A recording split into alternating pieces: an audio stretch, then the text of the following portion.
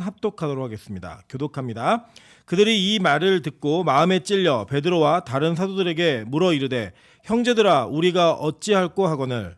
베드로가 이르되 너희가 회개하여 각각 예수 그리스도의 이름으로 세례를 받고 죄 사함을 받으라. 그리하면 성령의 선물을 받으리니. 이 약속은 너희와 너희 자녀와 모든 먼데 사람 곧 주 우리 하나님이 얼마든지 부르시는 자들에게 하신 것이라 하고, 또 여러 말로 확증하며 권하여 이르되 너희가 이 패역한 세대에서 구원을 받으리라 하니. 그 말을 받은 사람들은 세례를 받음에 이날에 신도의 수가 3,000이나 더하더라.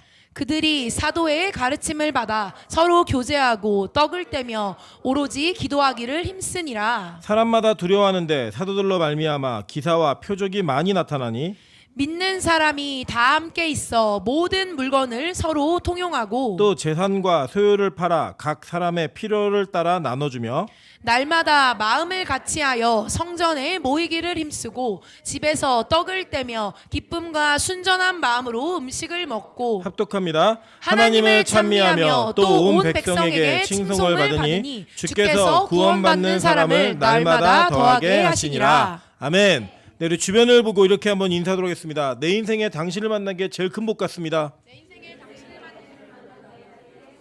네, 앞뒤로도 인사하셨으면 좋겠습니다. 네, 우리가 서로가 함께 있다라고 하는 것, 그리고 이 만남 자체가 큰 복이라고 하는 것을 항상 고백하는 우리 빛가소금교회 성도 되시기를 주님의 이름으로 축원합니다. 네, 오늘은 사도행전 2장 37절부터 47절까지 말씀을 가지고 먹고 마시기를 즐기라라는 제목으로 하나님 말씀 증거하도록 하겠습니다. 이 땅에서 이제 게으른 사람들 그리고 또 한량들 이런 사람들을 표현할 때 먹고 마시기를 즐기는 자다라고 하는 이 이야기들을 많이 붙이기도 하고요. 또 그런 이야기를 통해서 그들에게 나오는 결과가 좋게 이야기되는 경우가 거의 없습니다. 그죠? 그래서 우리나라는 근면 성실함이 굉장히 강조가 되는 나라이기 때문에 성실하게 일을 하면서 성실하게 자기의 삶에 충실한 사람들에게 더 큰 복이 있을 거다라고 얘기해 주는 게 일반적인 상식의 내용입니다. 오늘 이 본문을 보시면 그 본문에 맞는 내용들을 쭉 살펴보다 보면 이 본문 속에서 우리가 정확하게 좀 집중해야 될 필요가 있습니다. 사도행전은 뭘 얘기하는 거냐면 교회가 하나님의 교회가 어떻게 성장했는가, 하나님의 부흥의 역사가 어떻게 확장되었는가를 이야기해주는 교회의 성장의 스토리입니다. 그래서 이 교회에 대한 집중을 가지고 보면 오늘 진짜 교회가 어떠한 모습을 가졌고, 원래 우리 그 모든 교회들이 그런 얘기 많이 하지 않습니까? 초대교회로 돌아가자. 초대교회가 건강한 교회다. 이런 얘기 많이 하고 있는데 초대교회의 모습이 진짜 어땠는지 그 내용을 살핌으로써 이 안에서 빛가소금교회가 앞으로 향후에 어떤 길을 향해 달려가야 될지, 그리고 그 달려가는 길에 내가 어떤 헌신과 희생을 통해 이 길을 같이 걸어야 될지를 다시 한번 살펴보고 고민하는 그런 시간이 되시기를 주님의 이름으로 축원합니다. 네, 오늘 저희가 지난 시간 그리고 지지난 시간을 통해 살펴보았던 베드로의 설교를 보았습니다. 그럼 그 베드로의 설교는 어떤 설교였냐면 이전의 사도들의 가르침과는 전혀 다른 차원의 능력이었습니다. 그게 어떻게 기인이 되었죠? 오순절 성령의 강림이 있은 이후에 완전히 다른 사람이 되었다는 거예요. 여러분 잘 보시면 베드로는 이 성령의 세례를 받기 이전과 이후에 알고 있던 지식은 거의 동일했습니다. 예수님의 부활, 승천, 십자가, 예수님의 가르침, 이 모든 것들이 무언가 더 배운 것도 없었고 더 그에게 확신을 준 것도 없었어요. 다만 달라진 게 무엇이냐면 하늘로부터 그에게 불이 내림으로 말미암아 하나님의 성령이 그의 인생에 터치를 하셨고 그의 삶 가운데 뚫고 들어오시는 역사를 통해서 그 안에 있는 모든 자신의 영적 자산에 불이 붙은 겁니다. 여러분 우리가 그 수류탄을 가지고 사람을 상해할 수 있는 방법이 여러 가지가 있거든요. 일단은 야구 선수가 수류탄을 가지고 우리에게 던지면 그 맞으면 얼마나 아프겠어요. 그죠? 굉장히 많은 아픔이 있을 수 있고요. 그걸로 또 이게 뛰어가는 사람 맞추게 되면 넘어질 수도 있고 멍이 들 수도 있고 그렇습니다. 근데 여러분 이 수류탄을 가장 강력하게 사용하는 게 뭐죠? 안전핀을 뽑아서 이게 점화하는 거예요. 불씨에 불을 붙이면 이 수류탄이 폭발하였을 때는 어마어마하게 강한 영향력을 미칠 수 있다고 하는 겁니다. 여러분 모든 성도가 그렇습니다. 우리가 실제로 신앙생활하면서 지식적으로 무언가를 더 배웠기 때문에 우리의 인생이 확 바뀌어지는 게 아니더라는 거예요. 여러분 여기 모태신앙부터 이 교회 역사와 함께했던 청년들 있잖아요. 얼마나 많이 들었겠어요. 십자가, 예수 그리스도, 전도해야 된다, 복음의 현장 이런 이야기 많이 들었고 그들의 삶 가운데 그런 이야기는 그냥 귀에 이 딱지가 앉을 정도로 많이 들었던 내용들입니다. 그런데 여러분 그게 왜 우리의 삶 가운데 능력이 나타나지 않는 거죠? 다른 거 아니에요. 하나님의 성령의 기름 부음이 있고 그 불씨가 확 붙여져야 그게 우리 안에서 우리 자신을 완전히 내려놓고 주님 앞에 나아가는 폭발력으로 나타난다는 거예요. 그 베드로의 설교는 이 뭐 길지도 않았고 짧지도 않았지만 복음이라고 하는 내용을 다 담았습니다. 여러분 잘 보시면요. 우리가 2주에 걸쳐서 살펴본 내용은 베드로가 내가 무슨 일을 했다가 아니에요. 베드로의 그 복음의 증거는 예수 그리스도가 어떤 분이다라는 확실하게 증거하는 내용이었습니다. 그리고 여러분 정말 좋은 설교는 뭐냐? 그 설교 속에 나타내고자 하는 분명한 대상이 예수 그리스도여야 된다는 거예요. 이 교회가 어떤 일이 이루어졌건 어떤 사역이 있었건 어떠한 사명이 우리가 맡겨졌건 간에 그 일을 진행하고 여러분의 삶 가운데 이루어 가시면서 반드시 나타나야 되는 게 복음입니다. 복음. 베드로는 그것을 증거했다는 거예요. 그 복음을 증거함으로 인하여서 그들에게 어떤 일이 벌어졌냐? 그게 바로 오늘 37절입니다. 그들이 이 말을 듣고 마음에 찔려 베드로와 다른 사도에게 물어 이르되 형제들아 우리가 어찌할꼬 하거늘 이거예요. 여러분 그러니까 이 베드로의 설교 내용이 뭐냐면 너희가 죽인 예수가 바로 구약에 약속된 메시아다. 그리스도다라는 걸 확실하게 증거한 거예요. 그랬더니 그들의 마음 가운데 찔림이 있었다라고 얘기합니다. 그래서 그들이 어떤 요청을 하냐면 베드로와 다른 사도들에게 우리 어떻게 하지? 라는 것을 이야기했어요. 여러분 이게 뭐냐면요. 그 당시에 메시아 사상은 유대인들에게는 보편적인 사상이었습니다. 다만 그 내용에 대한 이해가 달랐을 뿐이지 메시아 사상이 없었던 사람은 없었어요. 무조건 기다리는 거예요. 기름 부음 받은 자를. 그 기름 부음 받은 누군지에 대한 고민들이 항상 있었고 그것이 진짜 누구다라고 얘기하는 많은 이단들이 나타났었기 때문에 그들 사회 속에는 예수 그리스도가 누구지? 그리스도가 도대체 누구일까라는 궁금증이 있었던 거예요. 그런데 어느 날 갑자기 예수를 그리스도라고 하는 사람들이 나타났고 그 그리스도라고 하는 그 예수가 자신들의 필요를 채워주지 않더라는 거예요. 계속 떡 줬으면 좋겠고 계속 고기를 줬으면 좋겠는데 오더니 성전 엎어버리고 거기서 뭐 가르침을 하는데 그 가르침이 이 땅의 가르침이 아니라 하늘나라에 대한 가르침을 하니까 이 군중들이 기대했던 예수가 아니었던 거예요. 기대했던 그리스도가 아니었던 거예요. 그래서 그들의 한 행동이 뭐냐? 바나바를 풀어주고 예수를 십자가에 못 박으라는 거예요. 그 당시에 가장 유명한 강도였던 그 바나바를 풀어주는 대신에 예수를 못 박아라. 이게 그들의 선택이었습니다. 그 선택을 하고 그 소요가 잦아든지 않았는데 그 뒤에 나타난 베드로라고 하는 사람이 갑자기 이전에 이 대제사장들과 바리새인들의 가르침과는 전혀 다른 가르침으로 너희가 죽인 예수가 바로 그리스도다. 이걸 얘기해 주는 거예요. 근데 그게요. 마음속으로 뚫고 들어온 거예요. 여러분 이게 뭔지 아십니까? 이게 은혜라는 겁니다. 여러분 우리 마음 가운데 진짜 내가 은혜 있는 사람인가를 점검할 수 있는 몇 가지 요소가 있는데 그게 바로 뭐냐? 찔리는 말씀이 우리를 향해 올 때 그 찔림으로 인해 내가 찔리는 자가 되는가 아니면 그 찔림으로 인해 내가 찌르는 자가 되는가 그 차이가 여러분의 은혜의 자리를 결정하게 된다는 거예요. 여러분 똑같은 설교를 들었던 다른 이들의 모습을 보겠습니다. 사도행전 7장 54절부터 60절입니다. 그들이 이 말을 듣고 마음에 찔려 그를 향하여 이를 갈거늘 스데반이 성령 충만하여 하늘을 우러러 주목하여 하나님의 영광과 및 예수께서 하나님 우편에 서신 것을 보고 말하되 보라 하늘이 열리고 인자가 하나님 우편에 서신 것을 보노라 한데 그들이 큰 소리를 지르며 귀를 막고 일제히 그에게 달려들어 성 밖으로 내치고 돌로 칠세 증인들이 옷을 벗어 사울이라는 청년의 발 앞에 두니라. 그들이 돌로 스데반을 치니 스데반이 부르짖어 이르되 주 예수여 내 영혼을 받으시옵소서 하고 무릎을 꿇어 크게 불러 이르되 주여 이 죄를 그들에게 돌리지 마옵소서 이 말을 하고 자니라 라고 이야기해요. 여러분 이 나중에 또 배우시겠지만 사도행전 7장에 나와 있는 스데반의 설교는 베드로의 설교보다 좀 더 길긴 하지만 복음의 내용은 동일합니다. 그러니까 그 내용의 줄기가 아주 동일해요. 그 동일한 내용을 전했을 때 반응이 뭐였는가? 이 반응은요. 그들이 이 말을 듣고 마음에 찔려서 그들이 스데반을 찌르는 자가 됐다는 거예요. 돌을 들어가지고 그 돌을 쳤습니다. 여러분 이게 뭐냐면요. 이런 겁니다.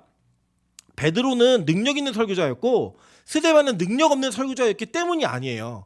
이건 하나님이 베드로와 스데반의 사명과 사역의 시기를 하나님의 결정에 놓으신 겁니다. 그리고 그들이 전한 복음은 동일했어요. 그 동일한 복음 속에서 무엇이 이 다른 결과를 나타나게 되냐면 그 설교를 들었던 청중들이 하나님의 은혜 가운데 택한 자인가 택함받지 못한 자인가 즉 은혜가 임한 자인가 은혜가 임하지 않은 자인가 이 차이였던 거예요.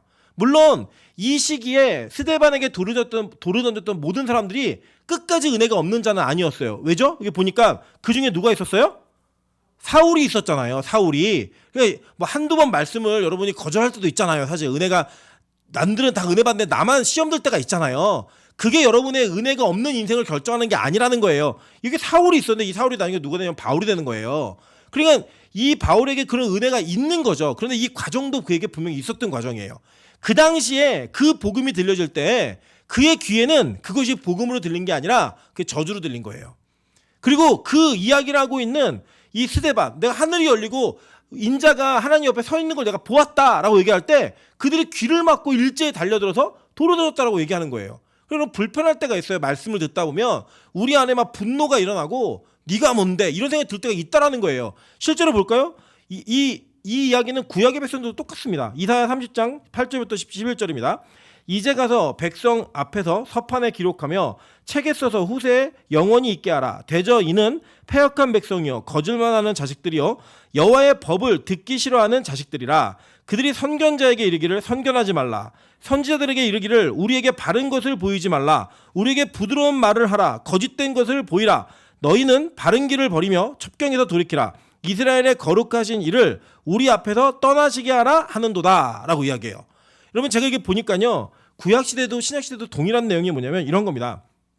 하나님이 어떤 사역자나 선지자를 쓰실 때요 그들의 기질을 절대 무시하지 않으세요. 그래서 선지서도 보시면요 이 선지서에 나와 있는 이 선지들의 예언은 그 선지자가 가지고 있는 시대적 배경 속에서 크게 벗어나지 않아요. 그 기질이 어느 정도 보여져요. 그러니까 잘 보시면 무슨 얘기를 하고 싶은 거냐면 선지자를 통해 나가는 메시지는 그의 인격과 그의 성품과 모든 캐릭터들을 다 사용해서 말씀하신다는 거예요. 그러면 그 메시지는 거의 동일합니다. 그러니까 여러분 이게 뭘 이해하시면 되냐면 앞으로 빛가서금교회에서 임철 목사가 계속 설교를 하면 어떤 스타일이 될까요? 이런 스타일인 거예요. 계속 크게 변하지 않아요. 제가 다정다감하게 변할 거라는 항상 꿈에도 꾸지 마세요. 그냥 하나님 저를 그렇게 부르신 거예요. 그냥 이해되죠? 무슨 말인지 그냥 하는 거예요. 근데 이거를 받는 백성들은요 다 달라요. 그래서 여러분 TV에 나오는 유명한 목사님들도 보시면 어떤 분은 막 목이 쉬어갖고 할렐루야 막 이런 분도 계시고 그냥 정말 목소리가 너무 부드럽고 낭낭하고 막 성우 같은 목소리 가진 분도 계세요. 그래서 우리 보통 보면은 그런 성우 같은 목소리를 가진 목사님이 설교하시면 누가 은혜 받냐면 아주머니 권사님들 집사님들 너무 은혜를 많이 받으세요. 근데 할렐루야 이런 분들은 누구 은혜 받냐면 그냥 막 기도 막 많이 하시고 막 영적 영성파들 이런 분들이 또 은혜 막 받으세요. 그러니까 누구는 어떤 설교든 간에 모두에게 만족하고 모두가 받아들일 만한 설교를 하는 분은 없어요. 이 땅에 다 각자의 스타일이 있는 거예요. 근데 진짜 문제는 뭐냐 그 말씀을 받아들이는 사람들의 태도예요. 여기 보니까요 구약에 무슨 일을 했냐면 선견자들과 선지자들에게 하는 말이 뭐냐면 우리에게 바른 건 얘기하지 말라는 거예요. 그리고 부드럽게 얘기하라는 거예요. 네 스타일대로 얘기하지 말고 부드럽게 얘기해. 왜 이 이야기를 네가 그렇게만 말 안 했으면 나 다 받아들였어. 좀 더 부드럽게 얘기해. 그러니까 자기 스타일에 맞춰달라는 거예요. 근데 여러분 하나님이 그렇게 맞추셨나요? 아니에요. 하나님은요 하나님의 스타일대로 이 땅의 모든 사역을 이끌어 오셨어요. 각자에게. 그러니까 하나님이 태초부터 지금까지 동일하게만 일하지 않으세요. 잘 보시면 모세에게는 설득하세요. 근데 바울은 패대기 쳤단 말이에요. 한 방에. 그러니까 그 사람에 맞춰서 일을 하시는 거예요. 그러니까 하나님이 때로는 나에게 강하게 말씀하실 수도 있고 저 사람에게는 똑같이 잘못했는데 부드럽게 얘기할 수도 있어요. 그 하나님의 스타일이에요. 그거는. 근데 문제는 뭐냐면 그걸 들었던 사람들이 뭐라고 말하냐면 선견하지 말라는 거예요. 바른 대로 얘기하지 말고 내가 불편하지 않게 말해. 내가 받아들일 수 있게 말해. 이렇게 얘기하는 거예요. 근데 그 이유가 뭔지 아세요? 그 사람들은 다 패역한 백성이고 거짓말하는 자식들이기 때문에 그렇다는 겁니다.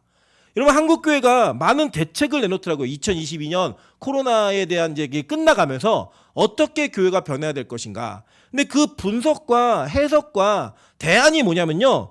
이 세상이 교회에게 요구하는 것들을 듣자예요. 여러분 저는 그걸 보면서 되게 위험하다고 느낀 게 뭐냐면 정말 세상이 교회에게 원하는 것들을 들었을 때 그들이 변할까요?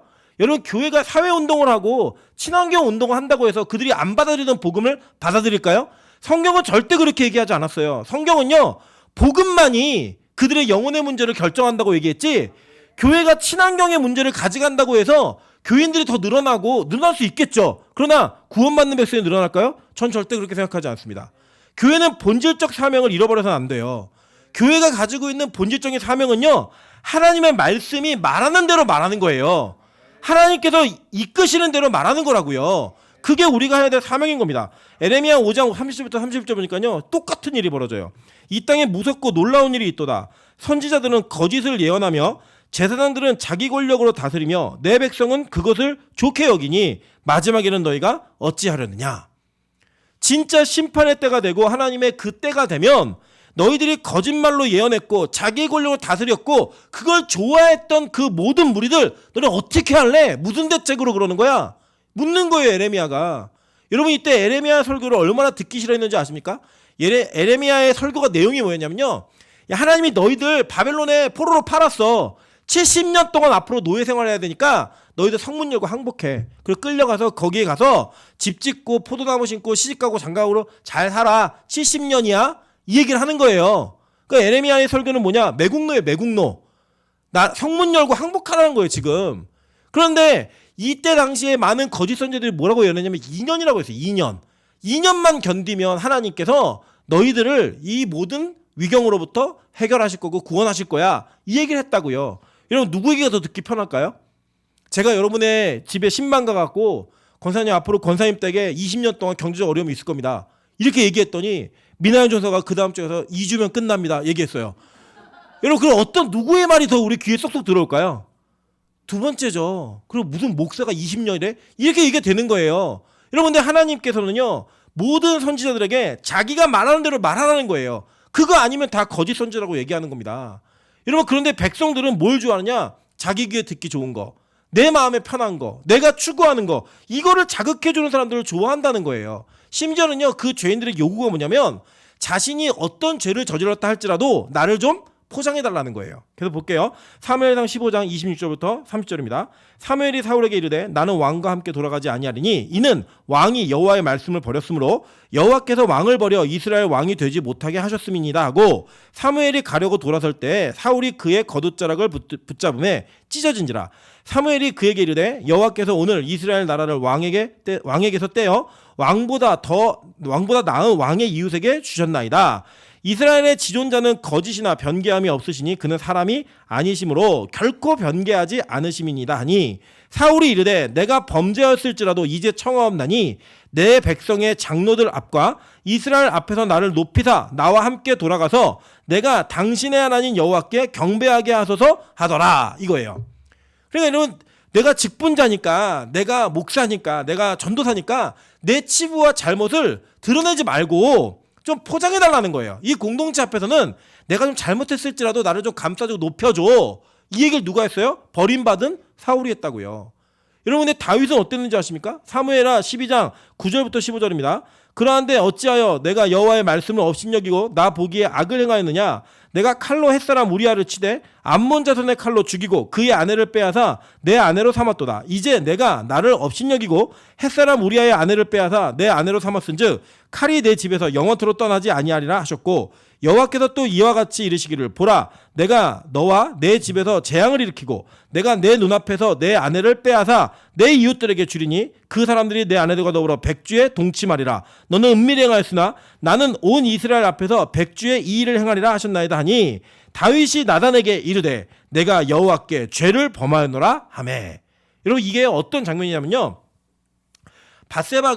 바세바와 그 우리아 부부에 다윗이 끼어들어갖고 아내를 뺏었잖아요. 그리고 우리아 죽여버렸잖아요. 그리고 나서 이 아이가 어느 정도 컸을 때예요. 그리고 지금 나단은 어느 시점에 이걸 얘기하고 있냐면 다윗을 따로 독대했을 때가 아닙니다. 다윗이 왕좌에 앉아 있고 그 옆에 신하들이 다 도열해 있을 때 문 열고 들어와가지고 그 앞에서 나단이라고 하는 일개의 선지자가 일국의 왕에게 얘기하는 거예요. 네가 행한 일을 하나님의 백조에 다 드러낼 거고 네가 우리아의 아내 바세바를 빼앗은 걸 내가 다 봤어. 그래 너네 집에서 칼이 떠나지 않을 거야 라고 얘기하면요. 여러분 왕이 이 시대에 다윗이라고 하는 왕이 이 선지자를 어떻게 처분할 수 있었을까요? 야, 쟤 끌어내, 쟤 입막어, 이거 할 수 있었다고요. 그 왕이에요 여러분. 대통령이 아니라 왕이라고요. 왕. 그냥 죽이면 돼요. 그런데 그 왕이 어떻게 하는 줄 아세요? 그 부하들이 다 보고 있는 그 눈앞에서 나단에게 뭐라고 얘기하냐면 내가 여호와께 죄를 범하였노라. 인정 딱 하는 거예요. 이 얼마나 모욕과 치욕이 있는지 아십니까? 근데요 이렇게 한 이 다윗은 사는 거예요. 그리고 아까처럼 백성들 앞에서 내가 죄를 범하였을지라도 나를 좀 높여줘라고 얘기했던 사울은 죽었어요. 여러분 이게 뭐냐? 찔린 사람이 찌르는 자가 되면 반드시 죽습니다. 근데요, 찔린 사람이 자기의 찔림을 통해 하나님 앞에 엎드리게 되면 살아요. 제가 우리 빛가성교회가 정말 좋은 교회가 되고 있다는 거 느끼는 게 뭔지 아십니까? 우리 권사님들이 예전에는 그런 말씀 안 하셨는데 요새는 무슨 말씀을 정말 많이 하시냐면 나는 자격이 없는 권사라는 거예요. 나는 이럴 자격이 없는 사람이라는 거예요. 여러분 그 말을 들으면 동의가 되기도 하지만 너무 감사해요. 왜냐, 목사가 항상 자격이 없다고 얘기하니까 그게 전염이 돼서 그런 건지 다 동의가 되시는 것 같아요. 그냥 그 내용들이. 근데 여러분 그게 얼마나 좋은 현상이냐면 우리가 하나님 앞에서 얼마나 죄인인지를 인정할 수 있는 자리까지 오신 거예요. 제가 말씀드리잖아요. 여기 있는 청년들이 20년, 30년의 인생을 부정하는 것과 권사님들이 60년의 인생을 부정하는 것 진짜 다른 무게입니다. 내가 잘못 살았어 이 이야기를 수아가 하는 것과 찬수가 하는 것과 제가 하는 건 완전 다른 무게예요. 걔네들은 6년 잘못 산 거예요. 근데 저는 그 얘기를 할 때 45년을 얘기해야 된다고요. 여러분 마찬가지 아닙니까? 우리 권사님들이 내가 자격이 없는 권사야라는 얘기를 할 때 그 인생의 신앙생활에 얼마나 많은 부분들을 헌신해 오셨는데요. 그걸 부정할 수 있다라고 하는 그 자리는요, 하나님께서 은혜를 주시지 않으면 절대 할 수 없는 고백이라는 거예요. 저는 우리 교회가 그런 고백이 끊어지지 않는 교회가 되기를 주님의 이름으로 축원합니다. 여러분 그런 일이 벌어지니까 지금 이 사람들이 어떤 것을 얘기했냐면 예수를 못 박았던 자들이 십자가로부터 십자가에 책임 있는 자들이 십자가의 책임으로부터 해방받는 기회가 주어지는 거예요. 베드로가 뭐라고 얘기했냐면 베드로가 이르되 너희가 회개하여 각각 예수 그리스도의 이름으로 세례를 받고 죄 사함을 받으라. 그리하면 성령의 선물을 받으리니 라고 얘기하는 거예요. 자, 그러니까 지금 어떤 거, 이 한 구절에 무슨 세트가 들어있냐면 세례라고 하는 선물과 그 세례를 통한 죄 사함과 성령의 선물이 주어진다는 거예요. 자, 세례가 어떤 의미이냐? 골로새서 2장 12절부터 15절입니다. 너희가 세례로 그리스도와 함께 장사되고 또 죽은 자들 가운데서 그를 일으키신 하나님의 역사를 믿음으로 말미암아 그 안에서 함께 일으키심을 받았느니라 라고 얘기해요. 자, 이 내용이 뭐냐면 이겁니다. 이 세례라고 하는 것은 우리의 첫 번째 죽음을 반드시 필요하고 요구합니다. 그러니까 예전에 내가 죽는 거예요. 내 옛사람이. 여러분 이 세례가 최초로 이 모형적으로 보여준 게 뭐라고 얘기했죠? 홍해를 건너는 사건이라고 얘기했죠? 그 홍해를 건널 때 사람들이 다 물속으로 들어갔어요. 그죠? 근데 그 들어가는 장면을 보시면 앞에는 바다였고 뒤에는 뭐였어요? 애굽 군대였잖아요. 안 들어갈 수가 없는 거예요. 안 들어갈 수 없는 상황을 만들어 놓으시고 하나님이 그 홍해 바다로 우리 모두를 다 밀어 넣어 버리셨어요. 그 밀어 넣으면서 누가 죽냐? 내 옛사람이 죽는 거예요. 그 옛사람이 죽음으로 말미암아 다시 새 사람으로 태어났는데 그 새 사람은 어떤 사람이냐면 이제 하나님의 통치 가운데 광야에서 하나님만을 바라봐야 되는 새 사람으로 바뀌는 거예요. 여러분 그게 세례의 의미입니다. 세례가 단지 이 땅에서 행하는 어떤 의식적인 그 요소만이 세례가 아니에요. 진짜 세례는 우리의 영적인 세례. 내가 예수와 함께 죽고 예수와 함께 사는 그 부활의 의미까지 도달하는 것이 진짜 세례의 의미인 겁니다. 그래서 앞으로 빛가서공교회는 제 예상에는 세례가 빈번하게 행해지지는 않을 거예요. 왜냐? 이 고백이 진실되게 있는 자만이 세례의 기쁨과 영광을 누려야 합니다. 여러분 지금 한국교회는 너무 세례를 남발해요. 심지어는 군대에서 햄버거 준다 그러고 세례 주기도 하고 그걸 교인이라고 얘기해요. 여기 많은 분들이 계실 거예요. 제 친구 중에 하나는 스님이 햄버거 먹으려고 교회에서 세례 받았던 게 있어요. 군대에서. 그게 말이 됩니까 말이? 그분이 진짜 회심한 게 아닌데 그거를 교회가 어떤 이력으로 전력으로 막 얘기하니까 이게 세례의 가치가 너무 떨어지는 거죠. 마찬가지입니다. 여기 자녀들 또 앞으로 자녀를 키우게 되실 우리 청년들도 있을 텐데 절대 아이들에게 세례 강요하지 마세요. 이 아이들이 진짜 자기의 믿음이 생겼을 때 죄사함의 은혜를 경험하게 되잖아요. 그 세례가 진짜 감격이라니까요. 저는 그런 교회를 경험했기 때문에 말씀드리는 거예요. 세례 때 안 우는 사람이 없어요. 받는 사람도 울고 주는 사람도 울고 그 세례가 얼마나 감격적이냐면 세례 자체가 내가 이 영혼의 구원을 받았다는 그 감격과 기쁨이 선포되어질 때 그 영광은요. 그 어떤 누구도 빼앗을 수 없는 영광이 있습니다. 저는 우리 교회 그런 교회였으면 좋겠어요.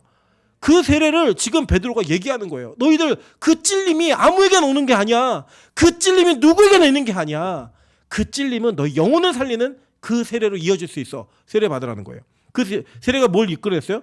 죄사함을 이끌어냈다는 거예요. 이 죄사함이 뭐냐 볼게요. 마태복음 26장 26절부터 28절입니다. 그들이 먹을 때 예수께서 떡을 가지사 축복하시고 떼어 제자들에게 주시며 이르시되 받아서 먹으라 이것은 내 몸이니라 하시고 또 잔을 가지사 감사기도 하시고 그들에게 주시며 이르시되 너희가 다 이것을 마시라 이것은 죄사함을 얻게 하려고 많은 사람을 위하여 흘리는 바 나의 피 곧 언약의 피니라 라고 얘기를 해요. 자, 이게 이 구절을 먼저 실었지만 앞으로 이어질 것과 일맥상통한 이야기예요. 이런 뒤에 보시면 지금 이렇게 구원받은 백성이 그날에 3,000명이나 있었고 이 3,000명이 그날부터 뭘 했냐면요. 매일 모여가지고 떡을 떼면서 교제했다고 얘기합니다. 이게 뭐냐면 성찬이에요. 그리고 지금 한국교회는 성찬을 의식적으로 만들어놨어요. 이게 중세교회를 거치면서 성찬이 마치 어떤 예식의 문화로 바뀌어가지고 이제 중세 때는 어떻게 했냐면 이 사제가 성찬을 하면 십자가 걸어놓고 십자가를 바라보고 성찬하면 성도들은 그 십자가를 바라보고 성찬을 하고 있는 사제를 바라보는 걸로 성찬을 했어요. 근데 초대교회 원래 성찬은 뭐였냐면요. 그냥 교회가 같이 예배드리려고 모여가지고 떡 떼고 마시고 밥 먹고 하는 게 성찬이었다고요. 그게 어떤 의미냐? 그리스도의 몸을 먹고 마심으로 말미암아 우리가 이 땅의 음식을 먹으면서 사는 존재가 아니라 예수를 먹으며 사는 존재다라는 걸 매일 고백한 거예요. 매일. 그게 성찬이었던 거예요. 여러분 지금 우리 교회가 코로나 때문에 성찬식을 못하고 있지만 이제 앞으로 하게 될 겁니다. 그런데 명심하셔야 될 것은 우리 교회는 그동안 성찬을 안 한 게 아니에요. 여러분 우리 교회가 주일마다 같이 김밥을 먹으면서 성찬을 했고요. 매일 예배 속에 같이 우리 모여서 밥을 먹으면서 성찬을 했습니다. 그 성찬은 어떤 성찬이었냐면 우리가 먹고 마시는 문제가 해결되어 예배를 드리긴 드려요. 근데 우리의 목적이 그 먹고 마시는 목적이 예배를 위한 목적이라는 거예요. 그리고 그것을 먹고 마시면서 내가 예수로 인해 먹고 사는 존재야. 우리가 한 몸으로 엮여진 교회야. 이거를 고백하는 것. 그게 바로 진정한 성찬의 의미라는 거예요. 여러분 그래서 빛가서 공교는요 앞으로 매일 성찬이 있을 겁니다. 여지껏 해왔던 것처럼. 그게 뭐냐면 그냥 같이 밥 먹는 거예요. 교제하면서 즐거우면서 거기서 복음의 이야기가 나눠지고 교회에 대한 얘기가 나눠지고 예수에 대한 얘기가 나눠지는 거. 그게 성찬이라고요. 그 성찬을 위해 뭐가 필요한 거예요? 그 성찬이 이루어지면 죄사함이 이루어진다는 거예요. 왜죠? 잘 보시니까 지금 먹고 마시는 것에 주된 게 뭐냐면 그 당시에 먹는 게 뭐였어요? 떡이었잖아요. 빵이에요. 빵. 뭐예요? 그리스도의 몸. 그 만나. 상징이잖아. 상징. 마시는 건 뭐였어요? 포도주. 예수 그리스도의 피. 그게 뭘 상징해요? 죄사함을 상징한다고 얘기하고 있잖아요. 이 모든 것들이 내가 죄사함 받은 존재입니다 라고 하는 거예요. 그래서 예수 믿는 사람들의 식사 공동체는요 거룩함이 있는 공동체입니다. 그러니까 예를 들어 이런 거예요. 다른 게 아니라 그냥 같이 먹으면서 배고픈 자들과 함께 나누고 그냥 누구든지 간에 예수 믿는 사람이 오면 어색하지 않게 식사를 같이 하고 그게 바로 그게 은혜라고요. 은혜. 그러면서 그걸 때로는 오늘도 저희 김선아 누님께서 친하게 지내시는 목사님을 같이 오셨어요. 교회 방문해 계신 누군지 다 아시겠죠? 저희는 모르는 분이 오시면 다 아시잖아요, 그죠? 근데 이제 같이 이제 갑자기 식사를 같이 하게 되는 분위기가 돼가지고 원래 청년들이 먹던 그거에서 좀 모자라갖고 이제 추가를 시킨 거예요. 제가 딱 봤는데 확인은 안 된 거지만 몇몇은 우리 먹을 것도 모자란데 이런 마음이 있을지 모르겠지만 그래서 그걸 감사함으로 다 해서 그냥 제가 손님 대접하기엔 너무 이렇게 볼품이 없는 음식이었지만. 같이 그 음식을 나누는 그 자리가 전 너무 좋았습니다. 그리고 목사님도 제가 너무 감사했던 거는 그 자리를 이렇게 하찮게 여기지 않으시고 축복 기도와 함께 같이 이렇게 즐겁게 식사 나누시는데 그 제일 은혜가 됐던 건 뭐냐면 우리 장로님이 오늘 먹은 건 영수증 자기한테 청구하라는 거예요. 얼마나 은혜가 됐는지 또 거기서 복음의 원리를 모르는 또 민정주사는 아니에요. 제가 그랬어요. 야 영수증에 2배를 청구해. 그럼 그게 뭐예요? 그냥 내가 번 거 내가 가지고 있는 자산이 다 내게 아니라는 거예요. 언제든지 함께 나눌 수 있는 함께 공유할 수 있는 우리의 것이라는 거예요. 여러분 그게 성찬입니다. 그게 교회의 모습인 거예요. 여기 뒤에 보세요. 뭐 했어요? 보면 뒤에 보니까 사람이 두려워하는데 사두려움하는 말미암아 기적과 기사와 표적이 많이 나타나니 믿는 사람이 다 함께 있어 모든 물건을 서로 어떻게 했어요? 통용하고 또 재산과 소유를 팔아 각 사람의 필요를 따라 나눠주며 이 일을 했다고요. 어디 가요? 교회 가요. 교회가 그 일을 한 거예요. 그러니까 아주 작은 모습이었지만 영수증 청구에 이거는 뭐 가오를 부리는 게 아니고 뭐냐면 야, 내 거 다 너희들 위해서 번 거야. 저는 아멘 안 하시네요 또. 큰일 날까봐 다 나올까봐. 근데 이거예요 진짜 교회가 그런 거라고요. 여러분 나중에 제가 장담 드릴 건데 이 교회가 계속 하나님의 은혜에 성장을 하면 앞으로 여기 앉아 있는 청년들과 우리 찬수, 수아, 사랑이, 뭐 리나, 니누 이런 아이들이 번 돈을 가지고 여러분 섬길 거예요. 아멘 크게 하세요. 호별이가 이 동네 건물주가 돼가지고 그걸 가지고 우리 할머니들 다 섬겨드릴 거예요. 이번에 필리핀 좀 다녀오시죠. 그러면 2달씩 보내드리고 뭐 이럴 거예요. 아멘 하세요 크게. 그런 믿음도 없이 무슨 애들을 키워요. 복음으로 키우는 이유가 뭔데요? 잡아먹으려고 키우는 거죠 다. 하나님의 은혜가 그렇게 임할 거예요. 여러분 그게 바로 복음의 공동체인 겁니다. 여러분 제가 이번에 여러 가지 예상들 하면서 뭘 얘기했냐면 지금 현재 한국에 63%의 가정이 2인 이하의 가정이에요. 가구예요. 2인 이하 63%가. 그래서 영국과 일본은 뭐가 있냐면 고독부라는 정부 부처가 있어요. 여성 가족부 이렇게 있는 것처럼 고독부라는 부처가 있어요. 그래서 이제 홀로 사는 사람들 있잖아요. 이런 사람들에 대한 복지 대책 이런 거를 연구하고 예산을 집행하는 정부 부서가 있어요. 근데 저는 어떤 생각이 들었냐면 저거는 교회가 할 일이다. 이 생각이 들었어요. 저거 교회가 할 일이다. 우리 승원사님이 40년 뒤에 홀로 되셨을 때 정부에다가 맡기는 게 아니에요. 누가 책임져야 돼요? 교회가. 나건사님이 50년 뒤에 50년 너무 긴가요? 40년 뒤에 홀로 되셨을 때 우리 권사님을 요양원에 보내는 게 아니에요. 어디가 책임져야 돼요? 교회가. 박매영원에 걱정하지. 호별이가 있는데 뭘 걱정하세요? 여러분 그래서요. 이건 교회가 할 일인 거예요. 교회가. 왜냐 초대교회가 그 일을 했던 거예요. 과부를 돌봤고. 여러분 지금의 과부는 굉장히 이미지가 또 럭셔리한 과부들이 많지만 이 당시의 과부는 고아 동급이었다고요. 그 과부를 누가 돌봤어요? 교회가 돌봤어요. 사회가 그들을 외면하고 그들을 사회 낙오자로 취급할 때 교회가 그들에게 도움의 손길을 내밀었다고요. 그게 교회가 가진 사명이었어요. 이게 왜 가능했는지 아세요? 매일의 예배와 한 몸이라는 걸 인정한 거예요. 한 몸이라는 걸. 여러분 우리 빛가서공교회가 너무나 감사하게도 제 예상과 믿음 속에서는 봉헌 예배를 드릴 수 있을 것 같아요. 제가 오늘 원로원석에 전화를 드렸어요. 봉헌 예배 준비하고 올라오시라고. 어떻게 될지 모르지만 제 믿음으로 얘기하니까 올라오시라고 말씀을 일단 드려놨어요. 여러분 우리가 봉헌 예배를 드리고 나면 앞으로 빛가서공교회가 뭔가를 적립하고 세이브하는 교회가 될 거예요. 근데요 제가 약속은 하나 드릴게요. 우리 교회는 돈을 막 쌓아놓는 교회는 절대 안 될 거예요. 뭐 할 거냐면 우리는 하나님이 주시면 주시는 것만큼 내보내고 흘려보내는 교회가 될 겁니다. 여러분 하나님의 교회는 하나잖아요. 지금 한국교회가 가지고 있는 큰 문제점 중에 하나가 뭐냐면 개교의 중심주의, 개교의 이기주의예요. 다른 교회 다 죽어도 우리 교회만 되면 된다는 거예요. 여러분 그게 무슨 의미가 있는데요? 예전에 제가 항상 말씀드리잖아요. 6.25가 딱 터졌을 때 1사단 백선엽 장군이 있었던 그 사단은 밀리지 않았어요. 근데 후퇴해야만 됐어요. 왜냐? 다른 전선이 다 밀리니까 고립돼가지고 복음로가 끊기면 죽으니까 어쩔 수 없이 후퇴만 해야 됐어요. 여러분 그게 공동체의 사명이에요. 빛가서공교회는 교회가 우리 교회로서만 존재하지 않습니다. 우리는 노예라고 하는 조직에 소속되어 있는 교회이고 노예가 최소 단위의 교회예요. 그리고 그 노예가 모여진 대한예수교 장로회 합동측이라는 교회가 있고요. 더 넓게는 복음의 영역 속에서 대한민국의 이단을 제외한 모든 교회가 하나의 교회입니다. 그러면 우리 교회가 어려운 교회들을 도와야 돼요, 안 도와야 돼요? 도와야 돼요. 설사 우리가 어떤 교회에게 도움을 받지 못했다 할지라도 우리 교회는 빛가서공교회에게 더 많은 물질이 맡겨지고 일꾼이 더 많이 생기면 어려운 교회를 돕는 교회가 돼야 된다고요. 그게 한 몸인 교회인 거예요. 이게 초대교회 때 그대로 있었다니까요. 그래서 많은 부자들이 자신의 자산을 다 팔아가지고 사도들의 발 앞에 갖다 놓고 이거를 갖고 교회를 섬기자고 얘기했던 그런 모습들이 초대교회에 있었던 모습이에요. 여러분 진짜 우리 교회가요. 정말 어려운 사람이 생기면 도울 수도 있어야 돼요. 저는 진짜 봤다니까요. 제가 이거를 그냥 성경 속에서만 봤으니까 여러분 성경으로 돌아갑시다. 이렇게만도 얘기할 수 있지만 저는 그런 교회를 경험했잖아요. 하늘문에서는요. 어떤 분이 빚을 져서 정말 그 모든 가산이 넘어가게 생기니까요. 성도들이 돈을 모아갖고 그 빚을 갚아줬어요. 그게 여러분 교회가 했던 사명이에요.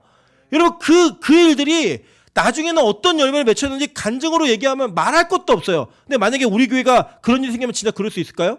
여러분 그래서 아직 우리 교회는 진짜 초대교회로 못 들어간 거예요. 진짜 은혜가 안 임한 거예요 아직. 여러분 저는 우리 교회가 그런 은혜가 임하기를 주님의 이름으로 축원합니다. 우리 옆 사람에게 이렇게 한번 얘기해 보세요. 나 빚 많아. 네.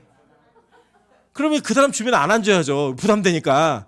근데 여러분 진짜 우리가 그런 일들이 있을 때 도울 수 있는, 그러니까 실제로 뭐 그런 일이 안 벌어지면 더 좋겠지만 정말 어려움 때문에 힘든 문제가 있을 때마다 교회가 교회를 외면하지 않고 성도가 성도를 내 문제로 생각하며 도울 수 있는, 그게 아픔의 문제이든 홀로 외로움의 문제이든 경제적 문제이든 어떤 문제이든 간에 서로 돌볼 수 있는 그 은혜가 있는 교회이기를 주님으로 축원합니다. 근데 여러분 이걸 언제 해결했는지 아세요? 먹고 마시면서 해결한 거예요. 먹고 마시면서. 여러분 교회가 먹고 마시는 데예요? 맞아요. 예수를 먹고 예수를 마시는 데예요. 여러분 예수님이 이 땅에 오셔서 하신 일이 뭔지 아세요? 우리 12번 보세요. 12번. 오늘 뭐 시간이 많이 갔기 때문에 다 안 할 겁니다. 12번. 마태복음 11장 17절입니다. 인자는 와서 먹고 마심에 말하기를 보라 먹기를 탐하고 포도주를 즐기는 사람이요 세리와 죄인의 친구로다 하니 지혜는 그 행할 일로 인하여 옳다함을 얻느니라. 누가복음 7장 33절부터 34절입니다. 세례 요한이 와서 떡도 먹지 아니하며 포도주도 마시지 아니하며 너희 말이 귀신 들렸다 하더니 인자는 와서 먹고 마심에 너희 말이 보라 먹기를 탐하고 포도주를 즐기는 사람이요 세리와 죄인의 친구로다 하니. 자, 이 바리새인들이 예수님을 비판했던 얘기를 추적해가지고 우리가 그걸 기반으로 해서 추적을 해보면 예수님이 이 땅에서 하신 일이 뭐냐면요, 죄인하고 세리들 초청해가지고 맨날 먹고 마신 거예요. 그럼 먹고 마시면 뭐 했을까요? 뭐 하셨을까요? 같이 노래 부르시며 춤추셨을까요? 뭐 하셨을까요? 예? 복음을 이야기해 주신 거예요. 그들에게 그 세리와 죄인들의 죄악의 문제가 어떻게 해결될 수 있는지를 복음의 답을 제시해 주신 거예요. 그 예수님이 이 땅에서 하신 일이에요. 그걸 위해서 예수님이 여기서 먹고 마신 거예요. 어느 정도로 먹고 마셨냐면 많은 사람들이 예수를 비판할 때 야, 저 예수는 먹고 마시는 거에 아주 도 같은 사람이야. 이렇게 얘기할 정도로. 여러분 교회는 먹고 마시는 곳이에요. 먹고 마시면서 교회 안에서 우리가 가지고 있는 죄악의 문제, 우리가 가지고 있는 연약함의 문제, 우리가 가지고 있는 결핍의 문제가 해결되어지는 은혜가 임해야 되는 곳이라고요. 여러분 그게 예수 그리스도가 이 땅에 오셔서 하신 사역이에요. 그리고 그것을 예수님께서 우리 제자들에게 확장시키셨는데 그 확장시키는 것을 어떻게 확장시키셨냐면 보세요. 자, 15번부터 먼저 볼게요. 요한복음 6장 53절부터 58절입니다. 예수께서 이르시되 내가 진실로 진실로 너에게 이르노니 인자의 살을 먹지 아니하고 인자의 피를 마시지 아니하면 너희 속에 생명이 없느니라. 내 살을 먹고 내 피를 마시는 자는 영생을 가졌고 마지막 날에 내가 그를 다시 살리리니 내 살은 참된 양식이요 내 피는 참된 음료로다. 내 살을 먹고 내 피를 마시는 자는 내 안에 거하고 나도 그의 안에 거하나니 살아계신 아버지께서 나를 보내심에 내가 아버지로 말미암아 사는 것 같이 나를 먹는 그 사람도 나로 말미암아 살리라. 이것은 하늘에서 내려온 떡이니 조상들이 먹고도 죽은 그것과 같지 아니하며 이 떡을 먹는 자는 어떻게 산다고요? 영원히 살리라. 여러분 영생 때문에 교회 다니시는 거잖아요. 그 일이 먹고 마심 속에서부터 출발한다는 거예요. 그 먹고 마심에 의미가 부여되었을 때 예수라는 의미가 부여되어서 너희가 먹는 것은 떡이고 내 살이고 너희가 마시는 것은 포도주는 내 피다. 이것이 그들에게 생명으로 들어갔을 때 그것이 영생으로 이어진다고 성경 우리가 얘기하고 있는 거예요. 예수는 이 땅에 오셔서 죄인들과 먹고 마셨는데 그 먹고 마시는 것을 자신의 승천과 함께 이 땅에 먹는 문화로 남겨놓으셨어요. 그게 뭐예요? 성찬이에요. 그 성찬은 예수를 먹고 마심으로 말미암아 내가 영원히 사는 존재입니다. 이걸 고백하는 거예요. 나는 떡으로만 사는 존재가 아니고 먹는 것으로만 사는 존재가 아니라 예수로 사는 존재입니다. 이걸 고백하는 거라고요. 그래서 교회는요 먹고 마심의 문화가 즐거워야 돼요. 행복해야 돼요. 막 그게 막 너무 즐거웠고 나 집에서 혼자 밥 먹기 싫어서 교회 가서 밥 먹어야지 이런 막 열심이 생기고 주일날 권사님들과 장로님들과 같이 식사하는 그 자리가 너무 행복해야 되는 거예요. 네, 그 행복해야 되는. 그래서 저는 우리 교회가 그 장점이 있다고 생각해요. 뭐냐? 우리 교회 권사님들 요리를 잘하세요. 그리고 여러분 이게 요리 못하는 아내가 여보 일찍 들어와 이게 얼마나 힘든 문제인 줄 아세요? 네. 오늘 맛있는 거 해놨어. 그럼 막 되게 힘들고 막 무슨 야근이 생겼으면 좋겠고 막 이런데 요리를 잘하는 아내가 여보 일찍 들어와 맛있는 거 해놨어. 너무 행복한 거잖아요, 그죠? 우리 교회가요. 저는 영육간에 맛있는 뷔페집이었으면 좋겠어요. 네. 먹을 것도 풍성하고 교회 오면은 우리 교회는 매일 가도 매일 들을 만한 말씀이 있어. 내가 매일 예수를 먹고 마시는 기쁨이 있는 은혜를 누릴 수 있어. 이 고백이 되어지는 교회가 되면 우리 되게 행복하지 않을까요? 여러분 제가 오늘도 이제 저 목사 친구들과 좀 대화를 나누면서 이런 얘기했어요. 야, 개척을 하고 교회를 출발할 때, 교회를 어떤 그 담임을 할 때 큰 교회가 되겠다라고 꿈을 꾸니까 지금이 조급한 거야. 지금이 그냥 하나님이 나에게 맡겨주신 영혼들이 이 영혼이고, 여러분 한 영혼 한 영혼이 천하보다 크잖아요. 저에게는 여러분이요 우주예요. 우주. 천하보다 큰 분이 여기 몇 분이 계신데요. 우주예요. 저에게는. 저는 예전에 제가 말씀드렸잖아요. 저는 어렸을 때 10,000명 이하는 목회라고 생각 안 했어요. 10,000명 정도는 목회를 해야 그래도 목회한다 이렇게 얘기한다고 저는 믿었다고요. 그래서 그랬던 저를 하나님 바꿔주셔가지고 이제는 여러분 한 분 한 분이 정말 온 천하처럼 정말 느껴져요. 저는 우주를 소유한 자입니다. 우주를 맡은 자예요. 하나님이 저에게 그런 영혼들을 맡기셨어요. 그러면 저의 영역이 여기까지라고 생각하면 감사한 거예요. 너무 감사하네요. 제가 그냥 개척의 사명이네요. 제가 빛과 소금 교회 담임이 사명이네요. 이것만 느끼면 저 너무 행복한데, 제가 빨리 500명이 돼야지, 빨리 1,000명이 돼야지, 빨리 2,000명이 돼야지 이거 하면요 너무 힘든 거예요. 맨날 여러분 들들 볶고 전도해 알아, 뭐 전도 안 해오냐. 전도를 물론 하셔야 되지만 이 교회 인원 끌어오는 거에 목적을 갖기 시작하면요 목회가 그렇게 불행할 수가 없는 거예요. 제가 들어보니까 그렇더라고요. 큰 교회 담임 목사님들일수록 더 숫자에 집착하세요. 이번 주 몇 명 하니? 그분들은 군중이니까 영혼으로 보이는 게 아니라 숫자로 보이는 거예요, 사람들이. 그러니까 너무 그게 스트레스가 돼갖고 교회를 못 다니겠대요. 이게 정말 대형교회, 여러분 말만 하면 아는 대형교회 부교육자들이 저한테 직접 한 얘기예요. 못 견디겠대요. 그 숫자에 대한 압박감 때문에. 심지어 어떤 교회는 1년 내내 자기네 교회가 꼴등을 하면 교육자 그만둬야 돼요. 그 해에. 그거 위해서 경쟁하고 막 전도하러 다니고 막 이래요. 그러니까 교회는 부흥하죠. 자기 그런 얘기 하더라고요. 그 교회에 자기가 6년 있다 보니까 안 나오는 성도, 문을 안 열어주는 성도들의 문을 어떻게 여는지 방법을 안 돼요. 그게 노하우예요. 목회의 노하우. 여러분 저는 절대 그런 교회 안 만들 거예요. 저는요 교회가 예수로 인해 먹고 마시는 게 너무 즐거운 교회를 만들 거예요. 함께 있는 것 자체가 너무 행복한 교회를 만들 거예요. 이번 크리스마스에 기대하세요. 기대하시라. 개봉박두. 네. 이제 빚도 갚았겠다. 크리스마스에 주님 오신 그 기쁨을 진짜 우리 즐겁게 누릴 거예요. 와, 우리 그 이렇게 먹어도 돼? 이게 느낄 정도로 진짜 그렇게 정말 하고 싶어요. 1년에 한 번 정도는 정말 그렇게 했으면 좋겠어요. 아멘. 동의는 안 하시네요. 그렇게 되기를 원하시는 분들은 아멘? 할렐루야. 네, 좋습니다. 제가 동의를 얻었으니. 여러분 이게 뭐냐면요. 진짜 그리스도인들은요. 교회가 교회답기를 소망하셔야 돼요. 우리가 그 모습을 보니까요. 어떤 일이 벌어졌냐면 이 모습 속에 47절 보세요. 하나님을 찬미하며 또 온 백성에게 칭송을 받으니 주께서 구원받는 사람을 날마다 더하게 하시니라. 그 일이 이런 결과를 이끌어냈다는 거예요. 뭘 열심히 하고 유명한 사람이 되고 뭐 책을 쓰고 이래도 그렇게 된 게 아니라 교회가 교회다우니까, 교회가 원래의 모습대로 하나님의 성령에 통치받는 교회가 되니까 날마다 믿는 자의 수가 늘어났다고 얘기하는 거예요. 그래서 여러분 숫자에 목숨 안 거셔도 돼요. 그냥 교회가 교회다우면 돼요. 그럼 그 인원은 하나님이 채우실 거예요. 필요하면. 예, 안 채우시면 그냥 하나님이 우리 교회 여기까지 맡기셨나 보다. 그럼 감사하면 되는 거고. 예. 근데 요새 제가 어떤 느낌이냐면 자꾸 예전에 연락해 놓은 부동산들에서 연락이 와요. 근데 우리 교회에 대한 믿음이 그분들이 더 큰 것 같아요. 저는 그 빚을 못 지겠어요. 그 액수의 빚을. 근데 이분들이 얘기해 주는 거 제가 생각했던 거에 2배 정도 되는 금액을 계속 얘기하면서 할 수 있다고. 제가 그 주분 저한테 목사라고도 안 해요. 사장님 보니까 할 수 있대 이거.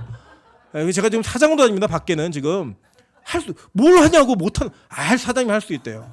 벌써 목소리가 된대요. 저보고 뭘 돼요 되기는. 저는 그 믿음이 없는데 하지. 근데 저는 믿어요. 뭘 믿냐면요. 하나님은 제 그릇만큼 이 교회를 이끄지 않으실 거예요. 여러분의 그릇만큼 이 교회도 이끄지 않으실 거예요. 하나님의 계획만큼 하나님이 이 교회를 이끄실 거예요. 그걸 믿는 거예요. 그냥. 그걸 믿으면서 가는 거예요. 제가 요새 좀 자랑하고 다닙니다. 무슨 자랑하냐면 우리 1월 1일 날 봉헌 예배 드릴 거야. 지금 미리 자랑하고 있어요. 그냥 믿음으로. 그때마다 다 뭐라 그러는지 아세요? 다 뭐라 그러면 이 시국에 그게 가능해? 너희 교회 성도 몇 명이야? 요만큼. 진짜 그거 갖고 이게 가능해? 진짜 그 일이 가능해? 이게 물어요. 제가 그렇게 얘기해요. 몰라. 나도 잘 모르겠어. 여러분 제가 아까 이 교회에서 처음으로 앉아가지고 하나님이 3년 반 동안 이 교회에게 얼마의 금액을 부어주신지 제가 혼자 계산을 해봤어요. 여러분 우리 교회가 일상적으로 그냥 살았던 거 말고요. 리모델링하고 그리고 빚 갚았던 그 액수 다 합치니까요. 우리 교회가 3년 반 동안 2억 4천이라는 돈을 갚았어요. 이 인원 가지고요. 이게 여러분 누가 개인이 잘해서 됐다고 생각하세요? 저는 절대 그렇게 생각하지 않아요. 이게 여러분 이해가 안 되지 않으세요? 누가 돈 냈지? 도대체 누구 주머니지? 아무도 이해할 수 없는 하나님께서 그런 역사를 하나님의 뜻과 계획대로 이루어 오셨다고요. 누가 여기 1억 헌금하신 분 계세요? 없잖아요. 다 그러면 최선을 다하셨지만 우리 다 십시일반 해가지고 뭐 형편이 안 되시는 분들 못 내셨어도 괜찮아요. 하나님의 그 일을 하시는데 그냥 계셨으니까 동참한 거예요. 우리 전체가 다. 그 일이 이루어졌다고요. 여러분 이게 가능하다고 생각하세요? 저는 진짜 이해가 안 돼요. 어떻게 이게 가능했지? 어떻게 이게 여기까지 왔지? 제가 이 교회 할 때 기도했거든요. 저는 기억나실 거예요. 하나님 3년 내에 좀 빚 좀 갚아주세요. 3년 6개월 만에 하나님이 그 기도 응답하셨어요. 저의 계획은 3년이었지만 하나님은 하나님의 계획은 3년 6개월이었던 거죠. 근데 그 숫자가 어쨌든 비슷한 숫자니까 저는 진짜 감사해요. 진짜 너무 감사해요. 그래서 제가 이렇게 얘기했어요. 친구들한테. 야, 나 요새 목회가 너무 행복해. 목회가 너무 행복한데 이 교회가 평안해지면 내가 자꾸 떠나야 될 것 같다는 생각이 들어. 저는 되게 막 역동적이고 막 힘든 이런 게 저에게는 맞는 것 같아요. 제 인생에. 하나님께서 이제 2024년 어떤 일을 벌이실지 모르겠지만 하나님께서 이 교회를 이끌어 오셨고 저는 앞으로 이끌어 가실 거라고도 믿어요. 여러분 믿으십니까? 우리 교회가 그런 교회예요. 적어도 빛과 소금 교회에 대한 자부심을 가지세요. 내가 비록 작은 상가교회에 있지만 이 교회가 코로나 기간 동안 이런 역사를 이루었다. 저는요 제가 뭐 이사 가겠다, 이사 가고 싶다 이런 얘기 하는 것도요. 솔직히 말씀드리면 저 때문이 아니에요. 저는 지금요 그냥 빚 갚고 요 상태로 이렇게 교회 가면 너무 좋을 것 같아요. 제 개인으로서는. 근데 저는 우리 권사님들, 장로님들 인생에 교회 부흥이라는 게 뭔지, 부흥은 뭐냐면요. 내가 인간적으로 계산할 수 있는 그 계산을 뛰어넘는 게 부흥이에요. 계산할 수 없게 부어지는 게 부흥이라고요. 저는 그 부흥의 은혜를 맛보는 그 신앙생활이 한 번도 경험하지 못하는 분들이 태반이에요. 그래서 우리 교회 장로님들, 권사님들, 청년들에게 그 경험이 있었으면 좋겠어요. 진짜 있었으면 좋겠어요. 그래서 와, 예, 부흥이 이런 거구나. 은혜가 이런 거구나. 하나님의 영광이 이런 거구나. 그 교회의 영광을 체험하고 경험할 수 있는 그 시점과 출발이 이 2022년과 2023년을 넘어가는 이 시점이었으면 좋겠는 거예요. 그리고 여러분 이번 봉헌 예배 진짜 잘 준비하세요. 감사의 기도로 은혜로 준비하시면 돼요. 제가 말씀드렸잖아요. 저는 진짜 온 지 3년 반 됐어요. 여러분 여기 32년 된 분도 계시고 저보다 대부분 다 오래되신 분들이잖아요. 여러분은 제 감격이 3년 반짜리라면 여러분 그 10배이셔야 돼요. 30년짜리. 25년이면 그 적어도 7배, 8배 이 정도의 감격이 있으셔야 된다고요. 그 감격을 가지시고 하나님 우리 빛과 소금 교회가 진짜 먹고 마시기를 잘하는 예수로 먹고 마시기를 잘하는 그런 교회가 될 수 있게 좀 도와주십시오. 그걸로 말미암아 날마다 구원받는 자의 숫자가 더해지